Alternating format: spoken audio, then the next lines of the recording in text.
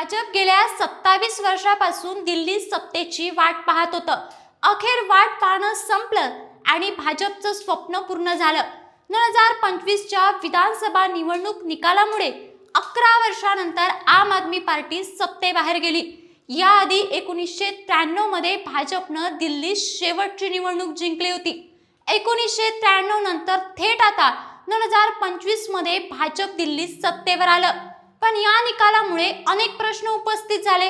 27 वर्षांनंतर भाजप सत्तेवर आली म्हणजे भाजपला ही सत्ता टिकवणं अर्थातच कठीण जाणार आहे। मग त्यांच्या मागे कोणती आव्हानं आहे, पुढे आम आदमी पार्टीची रणनीती कशी असेल आणि याचा इंडिया आघाडीवर काय परिणाम होईल, ही सगळी प्रश्न आपल्याला सातत्याने पडत आहे। तर याच प्रश्नाचं उत्तर या व्हिडिओच्या माध्यमातून शोधून घेऊ। नमस्कार, मी वैष्णवी आणि तुम्ही बघत आहात काहीतरी विशेष। आता दिल्ली गमावल्यानंतर अरविंद केजरीवाल त्यांच्या पक्षाला कसे पुढे घेऊन जातील असा प्रश्न आम आदमी पक्षाच्या भवितव्याबद्दल सध्या उपस्थित होत आहे। अरविंद केजरीवाल यांच्यावरही उजव्या विचारसरणीचे राजकारण स्वीकारल्याचा आरोप आहे। सत्ता एखाद्या चुंबकाप्रमाणे असते आणि सत्तेची एक स्वतःची विचारसरणी तयार होत असते। काँग्रेसचंच उदाहरण घ्या। सत्ता असेपर्यंत देशातील अनेक मोठे नेते काँग्रेसी होते आणि सत्ता गेली तसे हे सगळे नेते भाजपकडे निघून गेले। भाजपचं राजकारण आता आम आदमी पक्षाला अधिक कमकुवत करण्यासाठी प्रयत्न करेल। यावर इंडियन एक्सप्रेसच्या national opinion editor Vandita Mishra म्हणाल्या की आम आदमी पक्षासमोरचे सगळेच पर्याय संपले आहेत असं आपण म्हणू शकत नाही। आपल्याला हे लक्षात ठेवावं लागेल की त्यांनी काही योग्य गोष्टी केलेल्या आहेत आणि त्यामुळे अजूनही 40% जास्त मतदारांनी त्यांची साथ अजूनही सोडलेली नाही। त्यापुढे म्हणाल्या, दिल्लीवर संपूर्ण देशाचं लक्ष असतं, त्यामुळे तुम्ही जे काही कराल त्याची सरळ देशभर चर्चा होते। त्यामुळे आता त्यांच्यावर कॅमेरा नसताना त्यांच्यातल्या उणिवांचा अभ्यास करण्याची संधी केजरीवाल यांच्या पक्षाकडे सध्या आहे। ज्याप्रमाणे भाजपकडे नरेंद्र मोदी आहेत, अगदी त्याचप्रमाणे आम आदमी पक्षाकडे अरविंद केजरीवाल आहे। त्यांच्या स्वतःच्या पराभवामुळे केजरीवाल यांच्या प्रतिमेला तडा जाईल असं सध्या तरी वाटत नाही। 2020च्या दिल्ली विधानसभा निवडणुकीत आम आदमी पक्षाला 70 पैकी 62 जागा मिळाल्या होत्या। भाजपला 8 जागांवर विजय मिळवता आला होता। त्याआधी 2015च्या निवडणुकीत आम आदमी पक्षाला 67 आणि भाजपला केवळ 3 जागा मिळाल्या होत्या। त्यामुळे मागच्या 5 वर्षांमध्ये नेमकं असं काय घडलं की ज्यामुळे एवढे निकाल वेगळे लागले, हे बघणं अत्यंत महत्त्वाचं ठरतं। याविषयी बोलताना सी वोटरचे संस्थापक आणि संचालक यशवंत देशमुख म्हणाले की भाजपच्या शीर्ष महल या टीकेनंतर निवडणुकीचं वातावरण बदलत असल्याचं जाणवलेलं आहे। केंद्र सरकारच्या अर्थसंकल्पामध्ये मध्यम वर्गाला दिलासा दिल्याचा परिणाम दिसून आलाय। यामुळे लोकांनी घरातून बाहेर पडून मतदान केलं। सामान्य परिस्थितीत निवडणुकीचं वारं हे शेवटच्या 4-5 आठवड्यांमध्ये बदलतं, पण या निवडणुकीत शेवटच्या 4 ते 5 दिवसांमध्ये दिल्लीच्या राजकारणाचं अख्खं वारं फिरलं।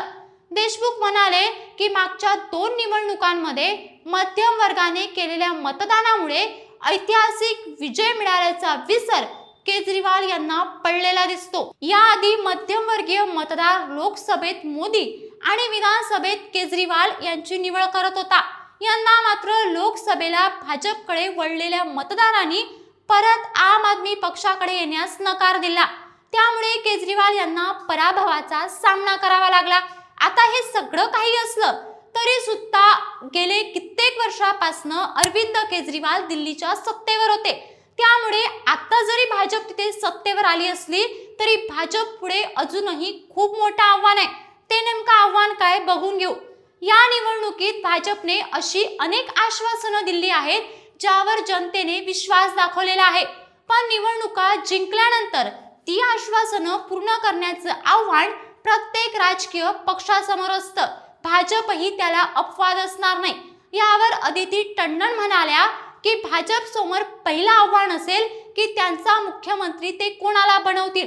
दुसरं मोठं आव्हान असेल ते म्हणजे मोफत गोष्टी देणाऱ्या योजना कायम ठेवणे। याशिवाय यमुनेच्या स्वच्छतेचं आव्हान देखील भाजप समोर असेल। अदिती टंडन पुढे म्हणाल्या की भाजपने 27 वर्षांनंतर दिल्लीच्या विधानसभेत पुनरागमन केलं आहे आणि केंद्रातही भाजपचं सरकार आहे, त्यामुळे आता त्यांना योग्य विचार करूनच निर्णय घ्यावे लागतील। यावर यशवंत देशमुख म्हणाले, लोक अजूनही नागरी प्रशासनाला महत्त्व देतात। लाभार्थी योजना कायम ठेवाव्या लागतील, कारण देशाच्या एका मोठ्या भागाला या योजनाची नितांत गरज आहे। 10 ते 15 वर्षापूर्वी मतदार म्हणून मध्यम वर्गाचा फारसा विचार होत नव्हता, पण आता हा एक नवीन वर्ग बनलेला आहे आणि जो पक्ष किंवा जे सरकार त्यांच्याकडे दुर्लक्ष करतील ते यामुळे अडचणीत येऊ शकतात। आता हे झालं भाजप पुढे असलेलं आव्हान, मात्र यामुळे इंडिया आघाडीवर सुद्धा काही परिणाम होऊ शकतो। तो परिणाम नक्की काय असेल हे सुद्धा समजून घेऊ। लोकसभा निवडणूक एकत्र लढणाऱ्या आम आदमी पक्ष आणि काँग्रेसने विधानसभा निवडणूक स्वतंत्रपणे लढवली, मात्र या निवडणुकीत इंडिया आघाडीच्या अनेक पक्षांनी आम आदमी पक्षाला पाठिंबा दिला होता। आता प्रश्न असा उद्भवतो की या निवडणुकीच्या निकालाचा इंडिया आघाडीवर देखील परिणाम होईल का? यावर वंदिता मिश्रा म्हणाल्या, इंडिया आघाडीत वेगवेगळ्या विचारांचे पक्ष एकत्र आलेले आहेत। काँग्रेस व्यतिरिक्त इतर प्रादेशिक पक्ष काँग्रेसच्या नेतृत्वाबाबत प्रश्न विचारत आहे। विशेषतः काँग्रेसच्या मतदारांची संख्या कमी होत असताना असे प्रश्न विचारले जात आहेत। ते म्हणाले, अलीकडच्या काळात झालेल्या निवडणुकांमध्ये असं दिसून आलं आहे की भाजपचा सामना प्रादेशिक पक्षच करत आहे। काँग्रेसने भाजप समोर आव्हान निर्माण करणं अपेक्षित आहे, त्यामुळे प्रादेशिक पक्षांचा काँग्रेसवरचा राग सातत्याने वाढत आहे।